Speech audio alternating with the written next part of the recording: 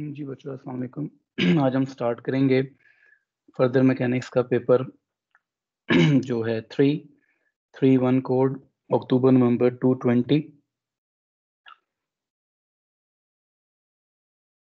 So let's start our question number 1.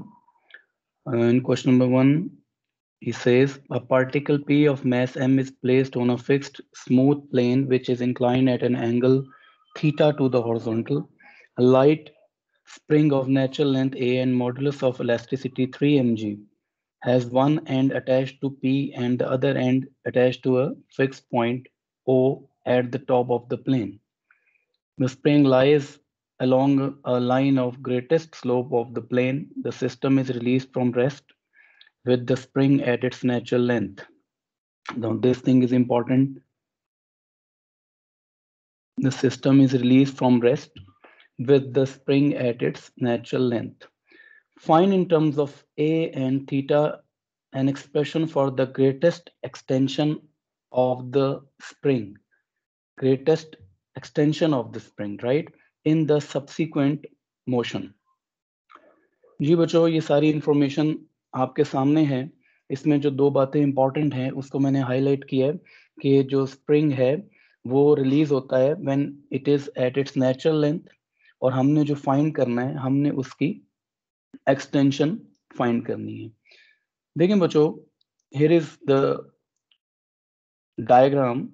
ये आपके पास O point है, जिस पॉइंट से जो स्प्रिंग है जो फिक्स है, राइट, और ये आपके पास उस स्प्रिंग की नेचुरल लेंथ है, यहाँ से लेके यहाँ तक स्प्रिंग की नेचुरल लेंथ ए है, एंड ये पॉइंट बी है, और यहाँ पर स्प्रिंग जो है वो रेस्ट पर पड़ा हुआ है और हम उसे यहाँ से रिलीज करेंगे। ये वो बात थी जो मैंने पहले हाईलाइट की थी, that spring is at rest at its natural length. X की एक्सटेंशन है कि जब उसे हम लीव करते हैं तो उस वक्त वो कितना एक्सटेंड होता है, दिस डिस्टेंस इज एक्स। ये आपके पास एक्सटेंशन आ गई है। और जब वो इनिशियली था तो उस वक्त उसकी जो हाइट थी, इंक्लाइन प्लेन की जो हॉरिजॉन्टल सरफेस के साथ जो उसकी हाइट बन रही थी, दैट वाज h, एंड ये जो है थीटा एंगल बना रहा है उसके साथ। तो इनिशियली जो उस बॉडी की एनर्जी थी वो पोटेंशियल एनर्जी है, पोटेंशियल एनर्जी mgh, और ये जो h है ये हमने फाइंड करना है। ये साइड पे इसको देखें, we have calculated sin theta is equals to h over x, and then h is x sin theta। तो हम जब पोटेंशियल एनर्जी की बात करेंगे तो यहाँ पे mgh की जगह हम फिर क्या पुट कर देंगे, sign x sin theta, this is the value of height। तो this is the initial energy, gravitational potential energy at point B, right, and then the particle is now released and it will reach at point A। तो बेटा इसके अंदर जो extension हुई है वो extension x हुई है। हमने पढ़ा हुआ है कि ग्रेविटी इलास्टिक पोटेंशियल एनर्जी जो है that is given bye lambda x square over 2l, where lambda is modulus of elasticity, l is the natural length of the string। तो जो इंफॉर्मेशन अब हमारे पास है क्वेश्चन के अंदर, it was given in the question that modulus of elasticity is 3 mg, right? So we are replacing those values, substituting those values, lambda 3 mg x square over 2, a is the natural length of the spring, so this is your equation number 2। So according to law of conservation of energy, initial energy should be equal to the final energy। So equating, we will get mgx sin theta is equals to 3 mgx square over 2a। So we will shift this 2a on the left hand side and we will form a quadratic equation। We will take x common from here in this step, and then we will we will say that 3x minus 2a times sin theta is equals to 0, because x is not 0, x is the extension, तो x तो 0 नहीं हो सकता। so x की value हमारे पास आ जाएगी 2a sin theta over 3। यही उसने कहा था कि जो एक्सटेंशन जो है वो a और थीटा की टर्म्स में फाइंड करें।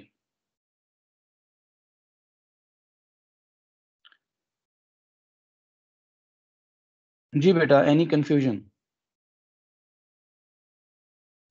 सर हमें कैसे पता स्ट्रिंग स्ट्रेच हो रही है या कंप्रेस? बेटा जब स्ट्रिंग जो है यहाँ पर जिस तरीके से स्ट्रिंग है उस पर सिर्फ एक ही फोर्स लग रही है और वो फोर्स उसका वेट है, वेट का एक कंपोनेंट है, वो डेफिनेटली उसको यहाँ पे एक्सटेंड ही करेगा, वापस कोई फोर्स नहीं लग रही जो उसे कंप्रेस करेगी। Okay sir. Okay, let's move to the next question. This is important question, right? This is from circular motion. A particle P is attached to one end of a light inextensible string of length A. The other end of the string is attached to a fixed point O. The particle P is held with the string taut and making an angle theta with the downward vertical. The particle is then projected with this speed perpendicular to the string and just completes a vertical circle. Find the value of cos of theta. बेटा circular motion की जो वर्टिकुलर circular motion है उसकी complete description के लिए ये diagram है। जो डायग्राम हमें गिवन थी उसके उसकी कंप्लीट जिसे कहते हैं ना फ्री बॉडी डायग्राम, इसे मैंने यहाँ पे ड्रॉ की है। इसको ये देखें, ये पार्टिकल P है that is at an angle of theta with the vertical downward vertical, right? और हमने इसको ये इस पॉइंट P पर इसका जो वेट है that is acting vertically downward, ठीक है। और ये इसके दो कंपोनेंट्स हैं mg sin theta and mg cos of theta. So हमने उसे डिकम्पोज किया वेट को दो कंपोनेंट्स के अंदर mg cos theta mg sin theta.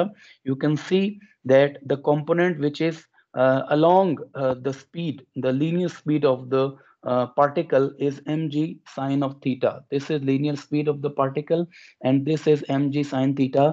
Both are in the same direction, right? That's why we say that speed in vertical circle is not constant, okay, because it is experiencing a force that is mg sine theta. So the speed is not constant in case of vertical circle. So this angle is theta, this angle will be theta as well. और ये आपके सामने diagram है, t की direction जो है वो inward है, t and then mg cos theta. T has to overcome mg cos theta and we will be using Newton's second law. So what is that? उसे देखते हैं। जी बेटा, ये आपके सामने न्यूटन सेकेंड लॉ की हम एप्लीकेशन कर रहे हैं यहाँ पे। T tension has to overcome mg cos theta, T minus mg cos theta is equals to mv square over a. You all know what is meant by mv square over a when a body is moving in a circle, that is v square over a, right? A v square over r radius is basically the radial acceleration. Now for the particle, it was given that a particle will complete the circle. So for the particle to complete the circular motion, theta should be 180. Theta should be 180. So if theta should be 180, then it will be theta is 180 and t is 0. At the top, t will be 0. So what will happen that t minus mg cos theta cos 180 is equals to mv square over a. So t is 0, cos theta cos 180 and cos 180 is minus 1. So it will make it positive mg. So it will be equals to mv square over a, and cancelling m on both sides, you will get v square is equals to ag, right? V square plus v square is equals to ag.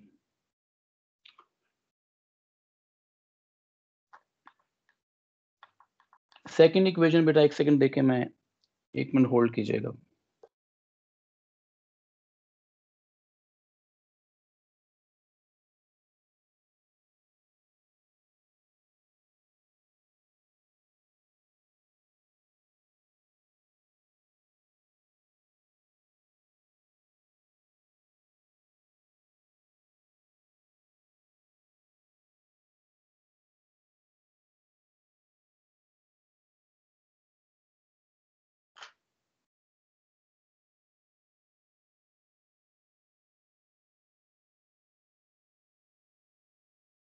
So now using the second equation, law of conservation of energy, initially kinetic energy is equals to half mu square. This is your kinetic energy in the beginning, and potential energy is minus mgh. This is potential energy in the beginning. Now see this thing from the diagram.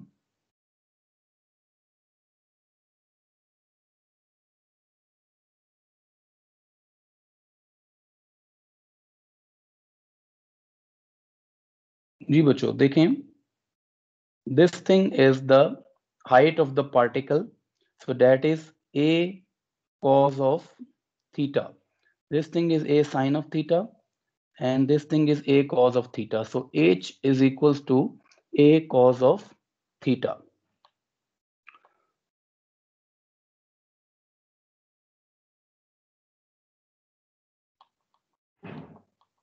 So for height, we are replacing a cos of theta minus mg, a cos of theta.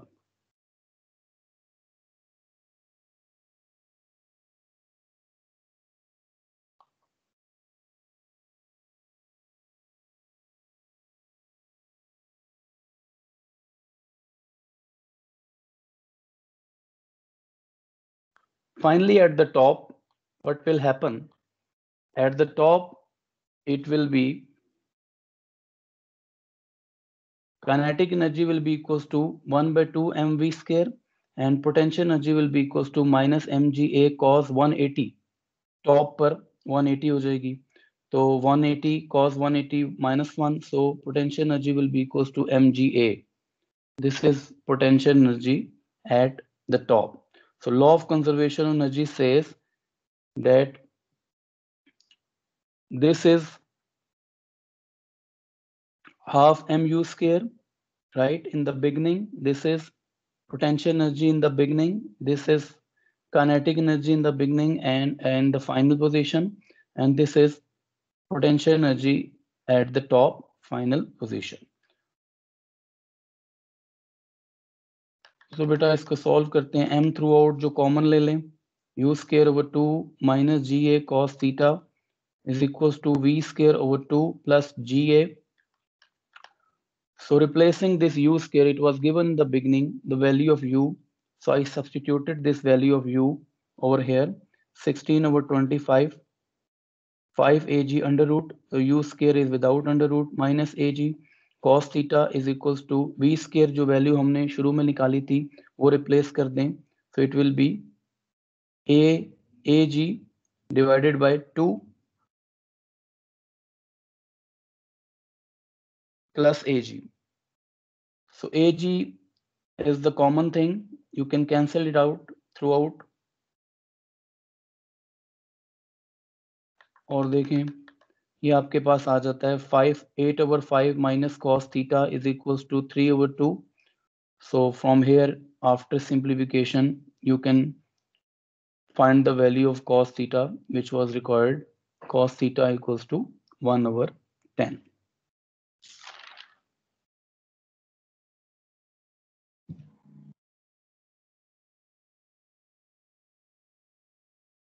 Next is question number 3. One end of a light elastic string of natural length A and a modulus of elasticity 4 mg is attached to a fixed point O. The other end of the string is attached to a particle of mass m. The particle moves in a horizontal circle with a constant angular speed of under root g over a, with the string inclined at an angle of theta to the downward vertical. The length of the string during this motion is k plus 1a.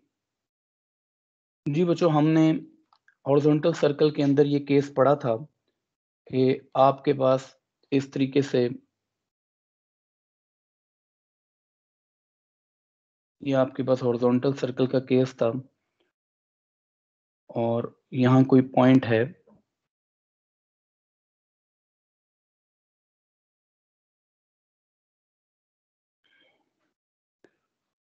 so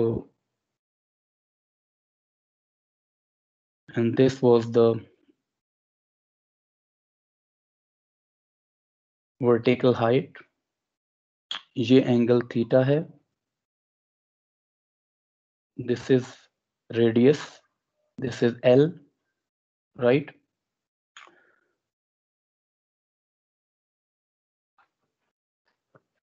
तो बेटा हमने यहां से sine theta अगर आप लिखते हैं, so sin theta is equals to r over L, so that is r equals to L sin of theta। अब ये देखिए वो क्या कह रहा है कि जो length of the string during its motion, ये पूरी लेंथ ऑफ द स्ट्रिंग है वो क्या है, k+1a। तो ये आपके पास L की वैल्यू है, सो r is what, k+1 times a sin of theta, this is the value of r। One thing more, जो एक्सटेंशन है वो क्या है उसे आप देखें कि लेंथ ऑफ द स्ट्रिंग जो है वो है k+1 टाइम्स a, और length of the natural length उसकी क्या है, a है। तो अगर आप इसको इनसाइड मल्टीप्लाई करें तो आप देख सकते हैं कि ये जो एक्सटेंशन है that is ka, so ka will be used in the question. सो ये दोनों इंफॉर्मेशंस आपके माइंड में होनी चाहिए। तो क्वेश्चन को देखते हैं। देखिए बच्चों, हॉरिजॉन्टल सर्कल में हमने बात की थी कि this thing is t sin theta and this thing is t cos of theta, this is t, ये t है और ये इसके दो कंपोनेंट्स हैं। तो t sin theta is the radial component, that is equals to m r omega square, ने पढ़ा था। तो t sin theta is equals to m, और r की जगह जो अभी हमने ये वैल्यू फाइंड आउट की थी l की, that is k+1 times a sin theta, और ओमेगा की जो वैल्यू है वो ये गिवन है √g/a। तो उसका स्क्वायर लेंगे तो √ के बगैर आपके पास वैल्यू आ जाएगी g/a। सो सिंप्लीफिकेशन करेंगे, साइन थीटा और a कैंसिल होगा तो आपके पास t की वैल्यू आ जाएगी mg टाइम्स k+1। हमने k की वैल्यू फाइंड करनी है। अब साथ साथ उसने ये भी कहा था कि जो स्ट्रिंग है वो इलास्टिक है, तो स्ट्रिंग में जो एक्सटेंशन का फॉर्मूला है वो हमने पढ़ा था t is equal to λx/a, और लैम्डा की वैल्यू 4 mg गिवन थी।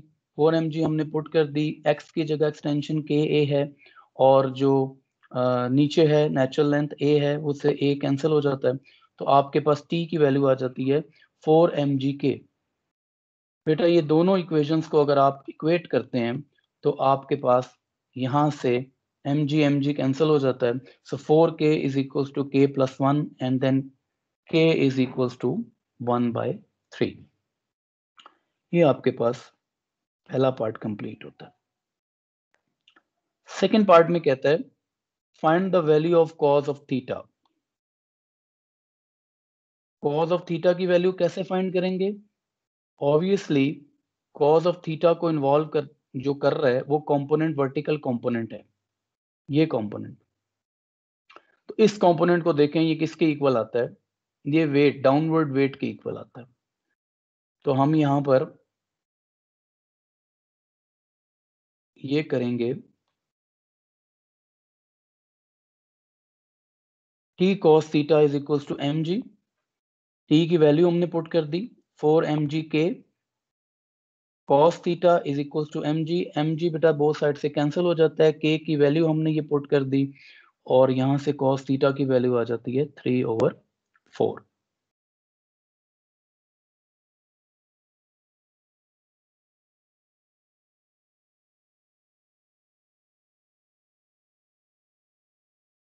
जी बेटा, आई होप कि कोई कंफ्यूजन नहीं है।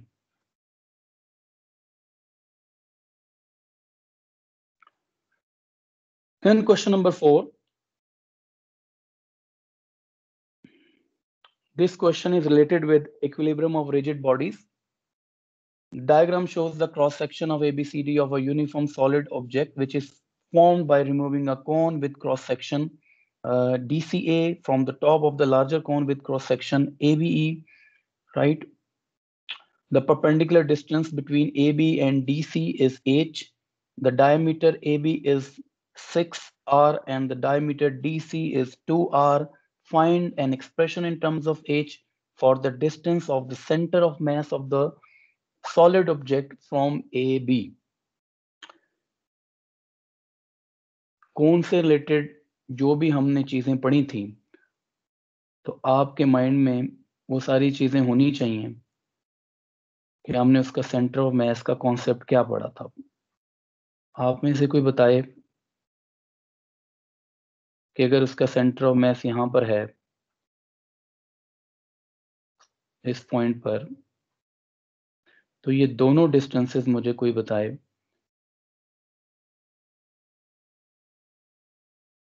What will be BC and what will be AB? Suppose height is h.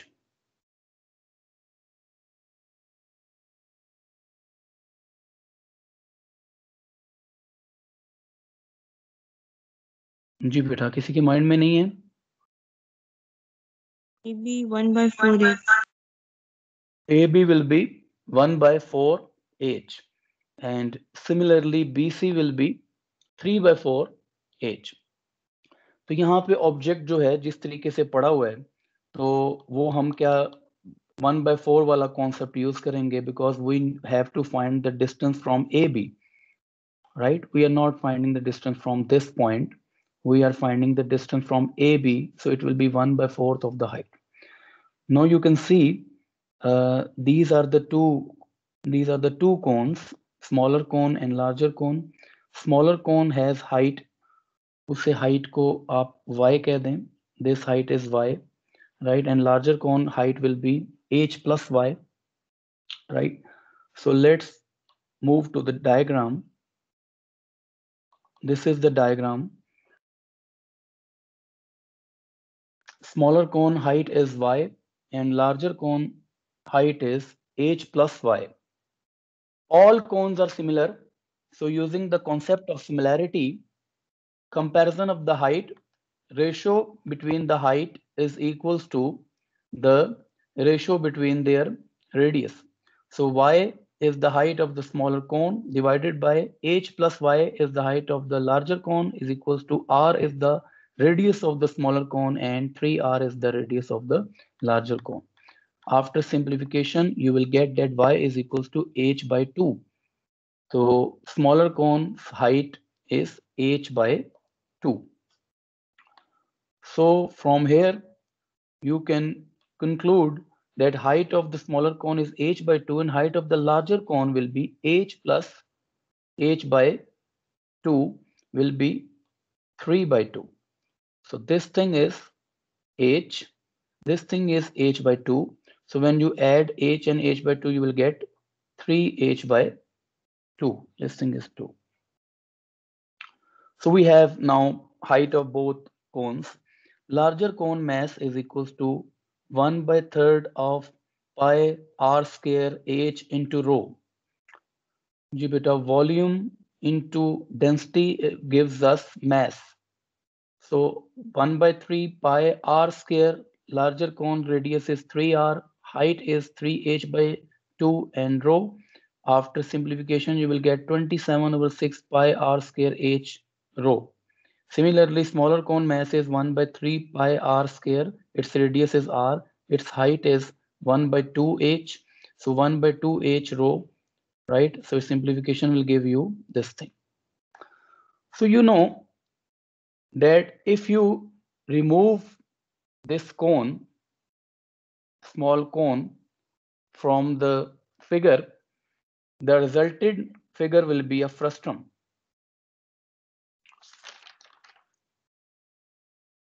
So volume of mass of the frustum will be obtained by subtracting these two masses. बेटा, इन दो masses को अगर आप subtract कर देंगे, you will get the mass of the frustum. यानी कि remaining figure जो है, removing the smaller cone, you will get this mass. तो ये आप देख सकते हैं. So now distance from AB, right? Center of mass, vertical distance from AB, y bar. So it is, this is mass of the larger cone plus its distance from AB। जी बेटा, जो larger कोन है उसको जरा देखें, उसके centre of मास का distance कैसे होगा, 1/4 of the height. So 1/4 of the height, तो हाइट उसकी अभी हमने निकाली थी 3h/2, so we are using the concept 1/4 times 3h/2 minus then 1/6, this is the mass of the smaller cone and its height।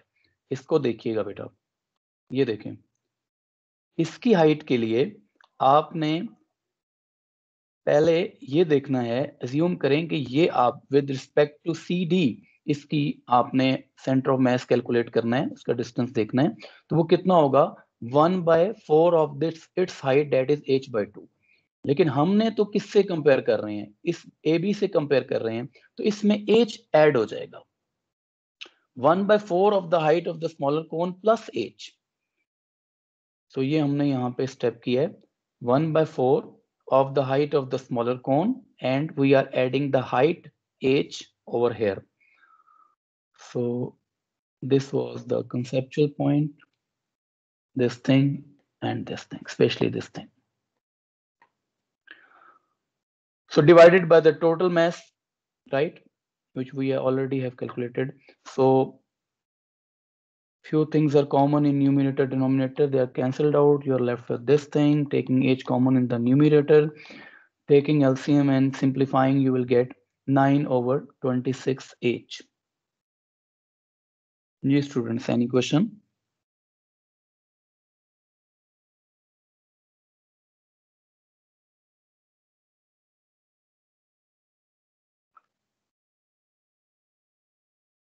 Then second part, the object is freely suspended from the point B and hangs in equilibrium, the angle between AB and the downward vertical through B is theta। बेटा हमने class में ये बात discuss की थी कि जब कोई भी ऑब्जेक्ट जो है वो फ्रीली सस्पेंड कर देते हैं आप उसे, तो उस वक्त वो ऑब्जेक्ट जो है वो इस पार्ट, इससे अगर आप उसके सेंटर ऑफ मास, वो सेंटर ऑफ मास को कंटेन करता हो जाता है। एक वर्टिकल लाइन अगर आप ड्रॉ करें तो it will contain the centre of mass, perpendicular line from A अगर आप ड्रॉ करते हैं तो vertical line will be containing that centre of mass. तो हम बी से क्या कर रहे हैं, उसे सस्पेंड कर रहे हैं, तो ये बी पॉइंट है, राइट, इससे मैंने उसे सस्पेंड किया जब, तो ये वर्टिकल लाइन है। वर्टिकल की डेफिनेशन की थी, vertical is the line from that point, suspension point two the center of mass।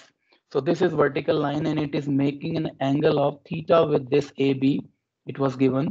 So you can see that this distance, perpendicular distance is y bar and the horizontal distance is 3r। So this is tan theta equals to y bar over 3r, replacing the value of y bar which we calculated in the first part, 9/26 h divided by 3r। So after simplification and using the value of h which was given in this particular part, 13/4 times r, so this thing will be tan theta is equals to 3/8।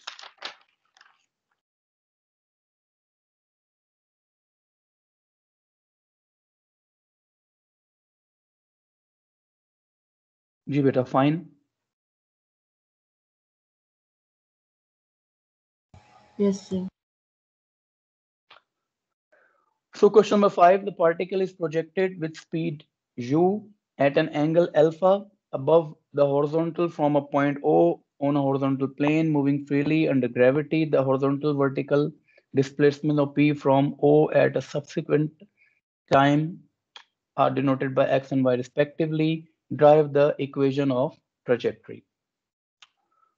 So we did this thing in class, that x is equals to u cos theta into t and y is equals to u sine, use alpha because it was given in the question, so u cos alpha into t, so y is equals to u sine alpha t minus half gt square।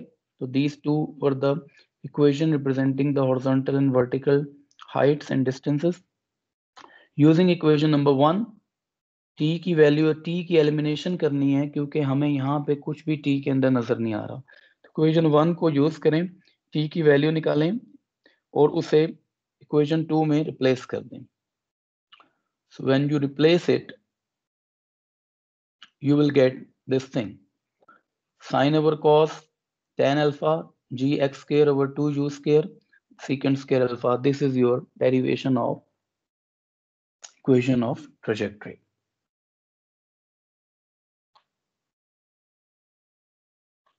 In the second part, he's saying the point P is the highest point on the trajectory of P in the case where alpha is 45. Show that the x coordinate of Q is u square over 2g. तो highest point का concept देखें, वो क्या होता है? Highest point के ऊपर जो वर्टिकल स्पीड होती है, वर्टिकल वेलोसिटी का वर्टिकल कंपोनेंट होता है, वो 0 होता है।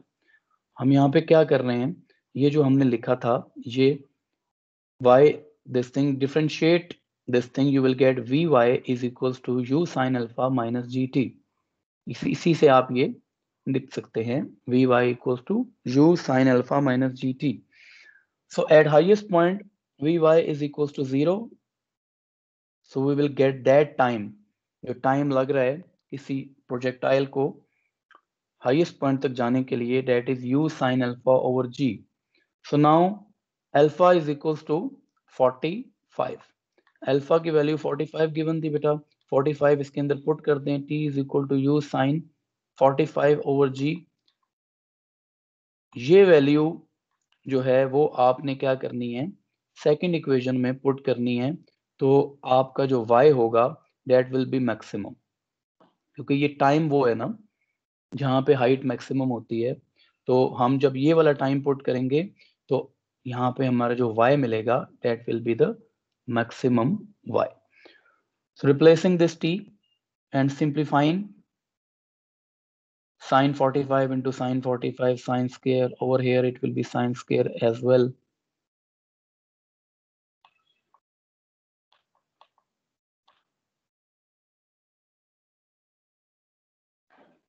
And then after simplifying and putting the value of sin 45, you will get u square over 4g. This is your y maximum. हमें तो x की वैल्यू निकालने को कहा गया था, x कोऑर्डिनेट वहां पर क्या है जहां y मैक्सिमम है. So use this equation, x is equals to u cos theta into t, and use the value of t over here, right? So you will be getting this thing, x is equals to u square over 2g. ये value हमने क्यों निकाली है, इसने आगे use होना है, ठीक है? इस पार्ट के लिए यही वैल्यू काफी, हमने ये फाइंड करना था। तो देखें, next is saying find the other value alpha for which p would pass through the q. तो ये चीज हमने क्लास में डिस्कस की थी कि आपके पास अगर ये हाईएस्ट पॉइंट है तो इसको दो तरीके हैं क्रॉस करने के। Suppose this is the highest point, previous वाले को छोड़ते हैं। सो ये आपके पास अगर हाईएस्ट पॉइंट है तो यहाँ पे आपके पास दो तरीके हैं कि इससे वो पास करे। एक तो ये है, दूसरा ये है।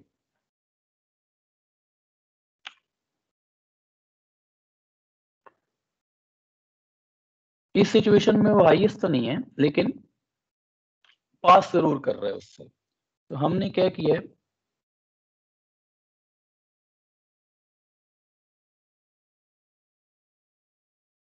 Using the equation of trajectory, equation use की है। और ये देखें, मैक्सिमम पॉइंट पर जो y कोऑर्डिनेट था जो पिछले पार्ट में हमने फाइंड किया था वो पुट कर दिया, और x कोऑर्डिनेट जो था मैक्सिमम पॉइंट पर जो था वो हमने पुट कर दिया, राइट? तो ये जब हमने पुट किया तो यहाँ आपके पास वैल्यूज आनी स्टार्ट होगी। देखें, बाकी सिंप्लीफिकेशन हो गई, u square through out, this u square will be cancelled out, ठीक है? it will be 1/4, 1/2 tan alpha minus 1/, equals to, yes, minus 1/8, 1 plus tan square alpha. So simplification करेंगे तो एक quadratic equation tan में बनेगी, और इसको solve करेंगे तो you will get two values. Tan alpha is equals to 1 and tan alpha is equals to 3. So 1 के लिए तो वही अल्फा आ जाएगा 45, वो तो नहीं लेना, दूसरा अल्फा फाइंड करना है. तो ये आपके पास कह रहा है alpha is equals to 71.6. The other alpha is 71.6.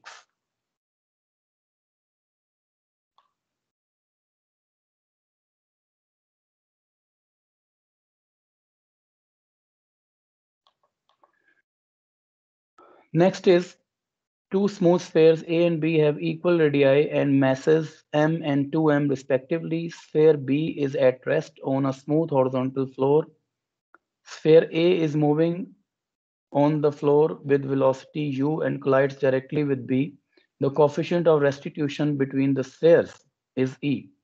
Find in terms of u and E the velocity of A and B after the collision. हमने जब ये टॉपिक किया था तो आपको बताया था कि there are two equations which will we be solving simultaneously. Two equations, one will be obtained from law of conservation of momentum, another will be obtained from Newton's experimental law and Newton's law of restitution. So from law of conservation of momentum, this is the diagram before speed of A particle is UA, speed of B particle is UB, masses, they are same after the collision, but the speeds are changing now. VA is the speed of the particle A and VB is the speed of the particle B. Law of conservation of momentum, momentum before and momentum after, they are equal. Since the other particle B is at rest, so this thing will become 0. And mass MA, mass of A particle is M, speed of A is U, it was given in the question, M, and mass of B particle is 2M, and cancelling M both sides, you will get U equals to VA plus 2VB. This is your equation number 1. Now using law of restitution, E is equals to speed of separation divided by speed of approach. I told you to write these equations in this way, VB minus VA, and then A will come over here. You can see B and A like this. Reverse the order. VB minus VA divided by UA minus UB. Magnitude बेटा क्योंकि लेना होता है, अगर आप ये नहीं करते तो माइनस आ जाता है, और E की जो वैल्यू है वो लाई करती है 0 और 1 के बिटवीन. ठीक है, परफेक्टली इलास्टिक है तो 1 होता है, ठीक है, परफेक्टली इन इलास्टिक है तो 0 होता है, और इन बिटवीन होता है तो फिर E की value is lying between 0 and 1.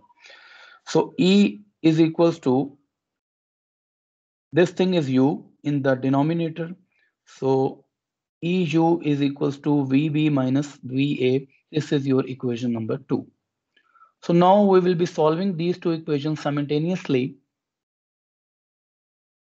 So VA cancelled out and you will get VB, speed of particle B after collision. This is in terms of E and U.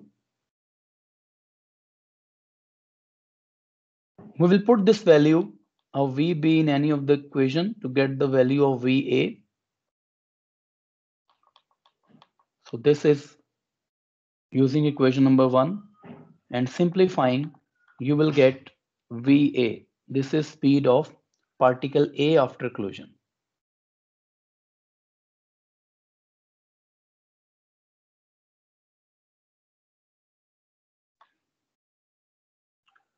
So part A is done. वो कह रहा था कि velocities collision के बाद जो velocities हैं वो U और E की terms में लिखें. So part A is done. Part B.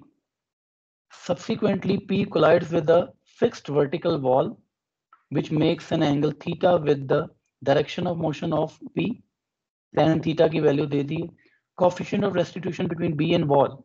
So wall का जो restitution है इसे मैंने थ्रू आउट E के साथ सबस्क्रिप्ट में W डाल दिया क्योंकि एक restitution जो है वो E है जो कि स्फीयर्स के बिटवीन है, तो उसे E ही रखा है, वो गिवन था क्वेश्चन में. और जो वॉल्स के दरमियान और इसके दरमियान रेस्टिट्यूशन थी स्फीयर B के दरमियान, that will be used E subscript W throughout the question.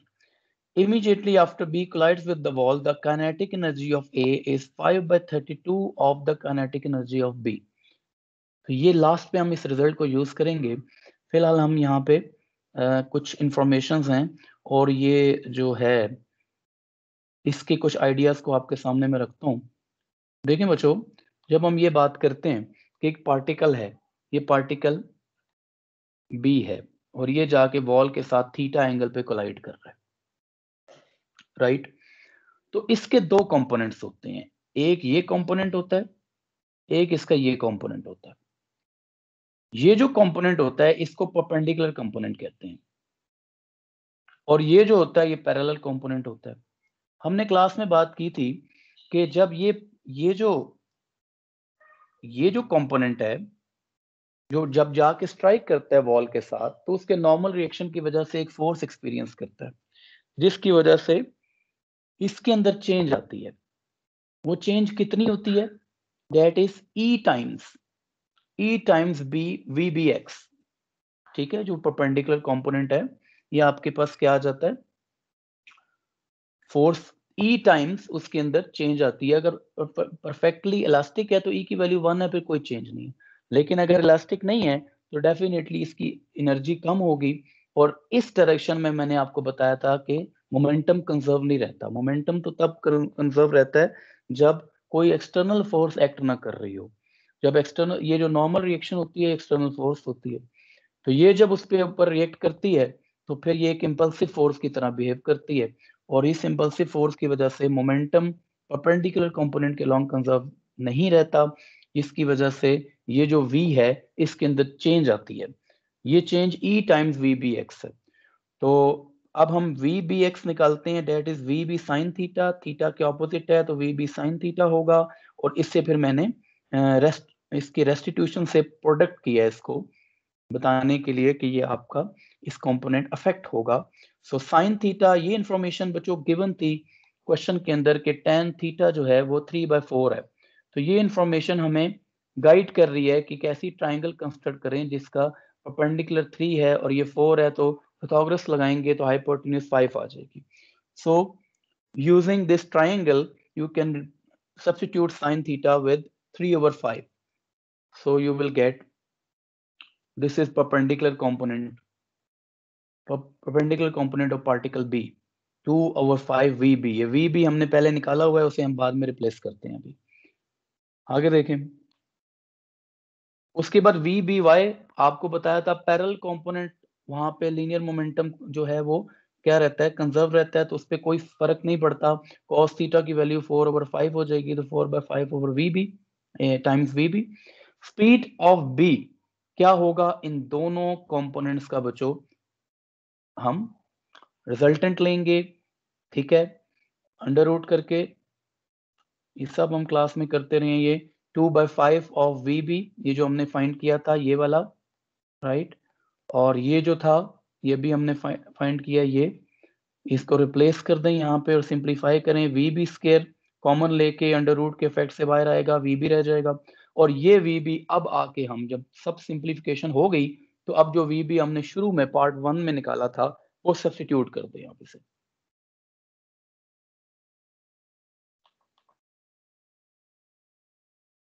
तो ये आपके पास स्पीड ऑफ पार्टिकल B है वॉल के बाद, वॉल से स्ट्राइक करने के बाद ये है speed of particle B. Speed of A पे बेटा कोई फर्क नहीं पड़ना था क्योंकि वो तो वॉल के साथ स्ट्राइक ही नहीं किया, तो जो उसकी हमने पहले VA निकाला हुआ था वो वही है. अब हम क्या करेंगे, E निकालेंगे. E कैसे निकलेगा, ये जो सेकंड इंफॉर्मेशन हमें क्वेश्चन में गिवन थी, ये मैं आपके लिए दोबारा पढ़ता हूँ, इसे देखें. Second information was given that kinet immediately after B collides with the wall, उसकी जो भी उस वक्त एनर्जी कम हुई है, वो जो एनर्जी उस वक्त है उसकी kinetic energy of A is 5/32 times kinetic energy of B. So now we are using this relation over here. ये देखें जी, हाफ, अच्छा बेटा यहाँ पे हाफ है, मिस हुआ है, half m, this is v square, speed of particle A 5/32 times half 2m B का mass और ये B की speed after collision with the wall. तो बेटा आप देखेंगे बहुत सी चीजें कैंसिल हो रही हैं, m कैंसिल हो रहा है, u स्क्वायर कैंसिल हो रहा है, और कांस्टेंट्स जब कैंसिल हो रहे हैं तो after simplification you will get this thing. इसको आप स्क्वायर को ओपन करें, ओपन करके क्वाड्रेटिक इक्वेशन बनेगी, और क्वाड्रेटिक इक्वेशन जो है अल्टीमेटली आपके पास e की ये दो वैल्यूज आपको दे देगी 1/5 और 1. यही उसने कहा था, find the possible values of e.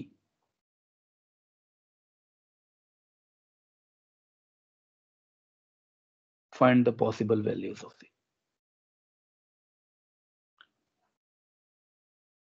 जी बेटा कोई कंफ्यूजन? आपने जो काइनेटिक एनर्जी का फॉर्मूला यूज किया उसमें बी की काइनेटिक एनर्जी क्यों नहीं कंसीडर की? बी की? बी की बेटा ये है ना, ये बी की काइनेटिक एनर्जी है ना? नहीं सर, बी की सेपरेटली से, ए की काइनेटिक एनर्जी और बी की kinetic energy, final kinetic energy में. नहीं, हम ये नहीं कह रहे कि इनिशियली काइनेटिक एनर्जी कितनी थी और फाइनली कितनी थी. ये तो हमने काइनेटिक एनर्जी का लॉस तो उसने पूछा ही नहीं है. उसने कहा है कि काइनेटिक एनर्जी ऑफ ए जो है that is 5/32 times kinetic energy of B. तो हमने दोनों की एनर्जीज को कंपेयर कर रहे हैं इस रिलेशनशिप से. सो 5/32 टाइम्स, हम ये जो स्पीड है, ये बी पार्टिकल की जो स्पीड है, ये वी भी नहीं है ना. वी भी इसलिए नहीं है कि इसने बॉल के साथ भी जाके स्ट्राइक किया है, अब इसकी नई स्पीड आई है, ठीक है, वो यूज किया. और ए ने बॉल के साथ स्ट्राइक नहीं किया, उसकी वो पुरानी वाली स्पीड हम यूज कर रहे हैं. जी महीन बेटा, ठीक है, क्लियर है. अच्छा जी, ये आपके पास जी ई की दो वैल्यूज आ गई हैं, ये उसने कहा था.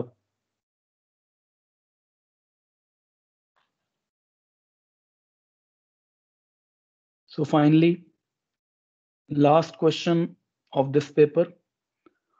A particle P moving in a straight line has displacement x from a fixed point O on the line at t at times t. The acceleration of P जो है वो ये है, और t, अब ये इनिशियल कंडीशंस को देखें,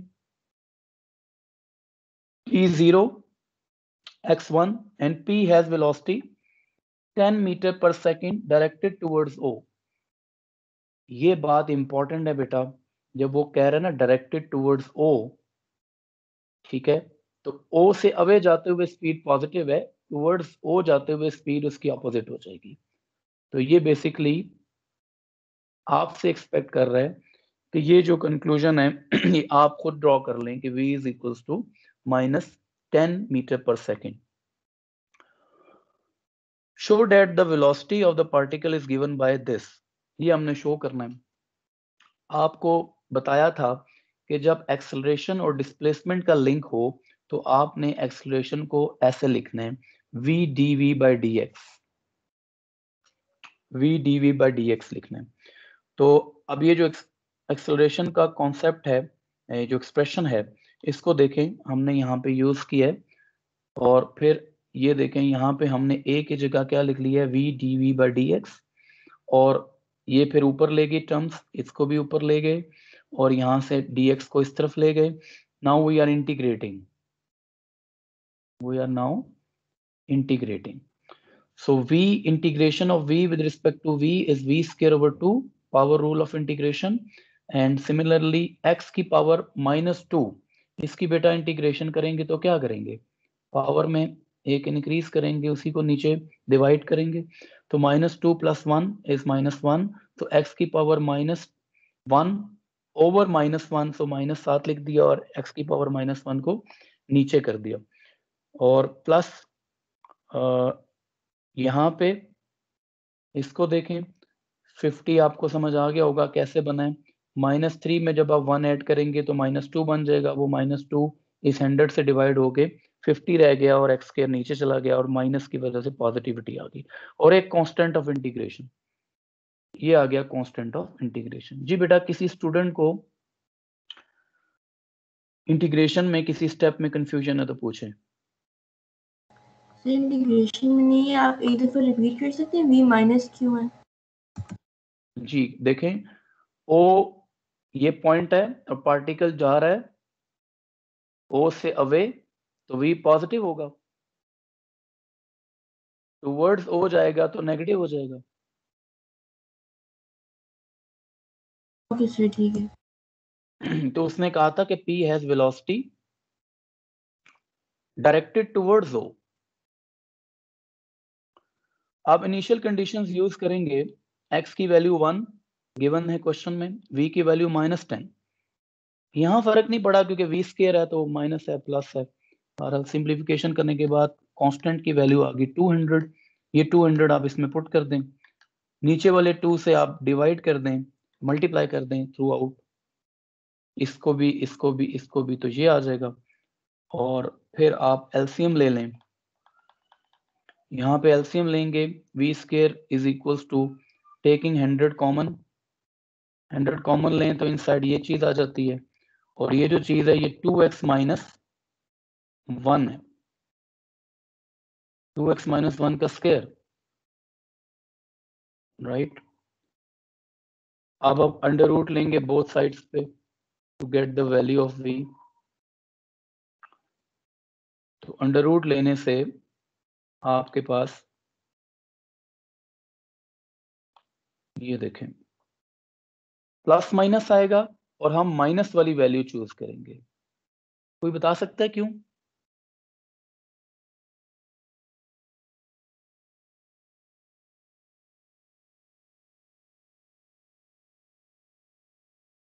ये लिखा हुआ है, हमारी इनिशियल कंडीशंस के साथ माइनस की वैल्यू सूट करती है, प्लस की नहीं। आप x की वैल्यू 1 पुट करें तो v की वैल्यू -10 आती है, अगर आप माइनस पॉजिटिव ले लेते तो v पॉजिटिव आ रहा होता 1 के ऊपर। ऐसे नहीं ऐसे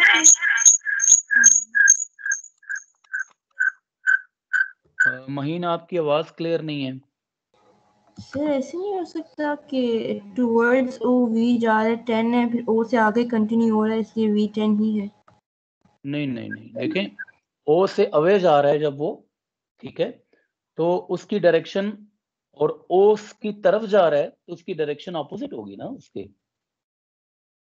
ठीक है। तो किसी भी एक डायरेक्शन को आप देखें, हम एक जो मूव कर रहा है पॉइंट ओ से आगे जा रहा है, तो उस डायरेक्शन को हमने पॉजिटिव लिया है, वो पॉजिटिव डायरेक्शन है, और टुवर्ड्स ओ आता है तो उसकी डायरेक्शन नेगेटिव हो जाएगी ना। सर, उन्होंने away as a certain word तो नहीं लिखा, उन्होंने कहा from a fixed point o। Towards है, टुवर्ड्स वर्ड यूज किया उसने, ये देखें। टुवर्ड्स किए, अवे तो नहीं किए। देखिए मैं बताता हूँ, ये आपके पास ओ पॉइंट है, ठीक है, पार्टिकल उस ओ पॉइंट से from a fix point O displacement हो रही है, ठीक है, x is positive, v is positive. अब अगर ऑपोजिट है तो बताएं क्या होना चाहिए, टुवर्ड्स ओ, तो यहाँ v पॉजिटिव है तो इस तरफ v नेगेटिव नहीं होगा। ओके सर, ठीक है, थैंक यू।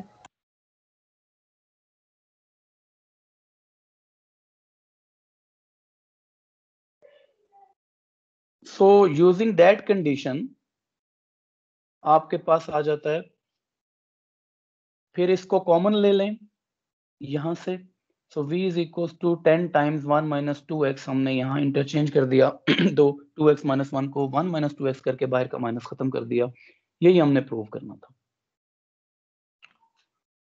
उसके बाद अगला बी पार्ट है, उसके अंदर कह रहा है show that x and t are related by the equation this.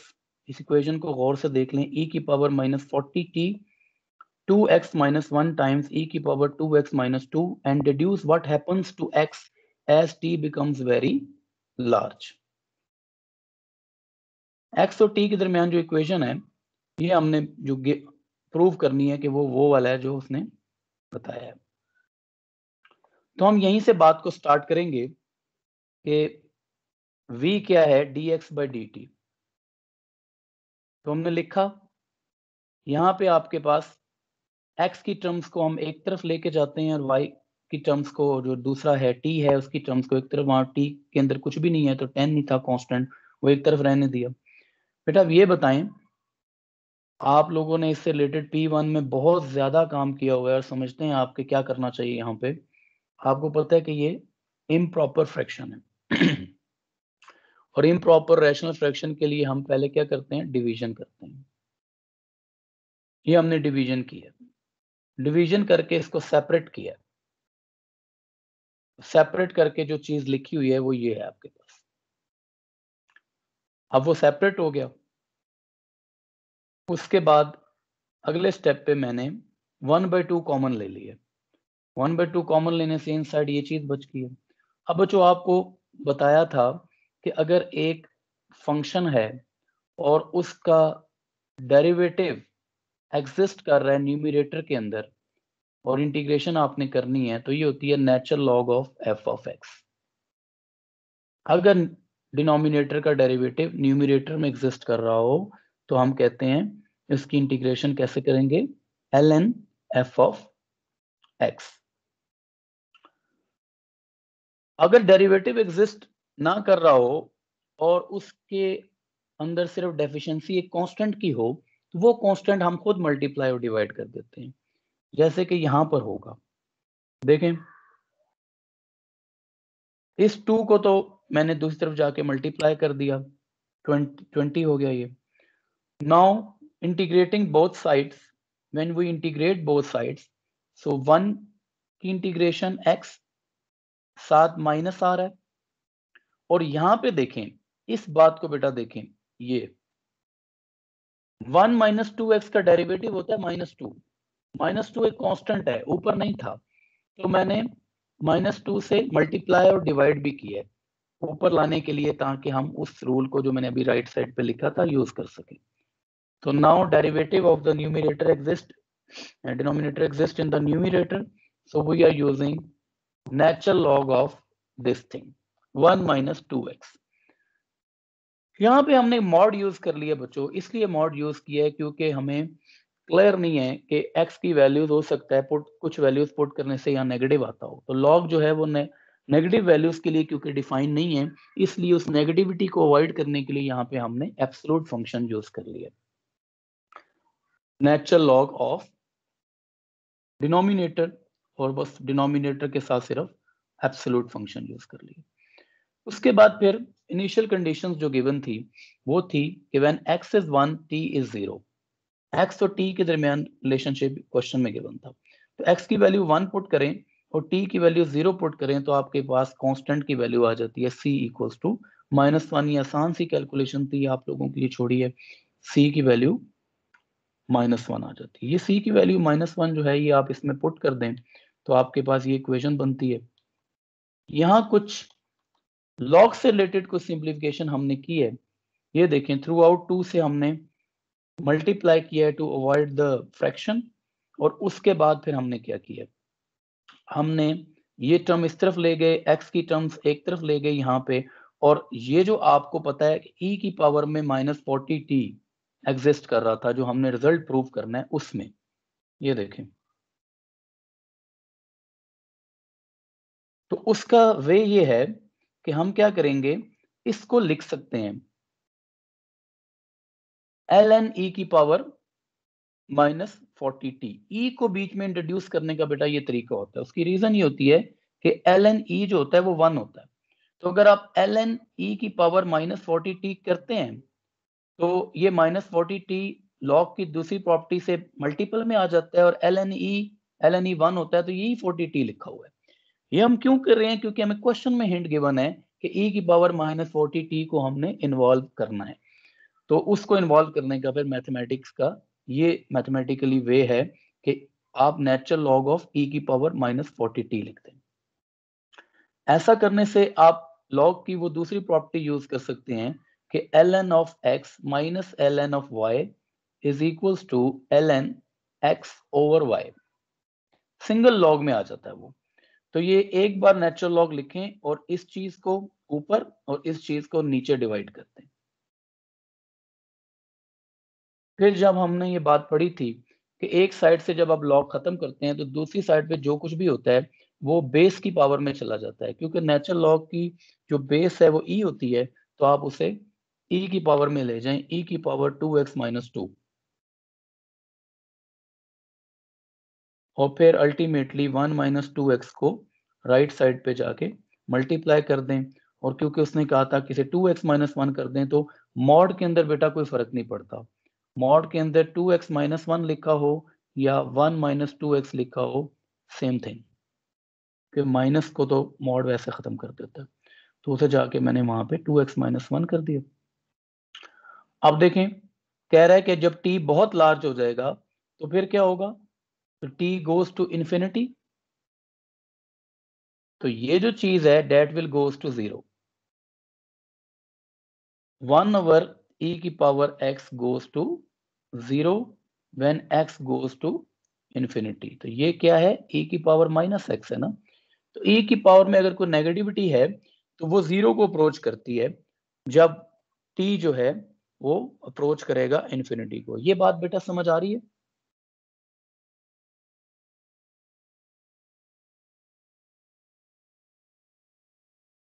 जी बच्चों, किसी को कंफ्यूजन है तो मैं इसे और एलिब्रेट कर देता हूँ।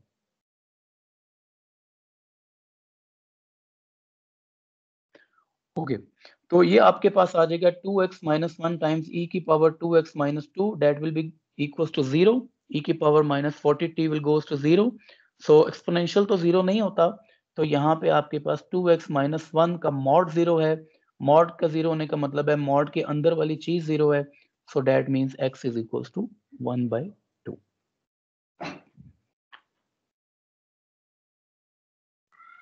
ठीक है बच्चों, सो ये आपके पास पेपर कंप्लीट होता है। Any question? सर मैंने पूछा था, सिलेबस में लिखा हुआ है कि वो जो डिराइव्ड रिजल्ट्स हैं सेंट्रल मैथ्स वाले हेमिस्फीयर के, वो सारे, तो सिलेबस में स्पेसिफिकली लिखा था कि दे आर, उनका डेरिवेशन नहीं है, तो फिर हम करें? नहीं, डेरिवेशन नहीं करें, वो तो आपके कॉन्सेप्ट के लिए मैंने करवाई थी ना क्लास के अंदर, कि आपको आइडिया हो कि चीजें बन कैसे रही हैं। फिर क्वेश्चंस में अप्लाई करते वक्त उस बात को समझना और अंडरस्टैंड करना आसान हो जाता है। ओके सर, ठीक है। ओके बच्चों, अल्लाह हाफिज। अल्लाह हाफिज़ सर, थैंक यू।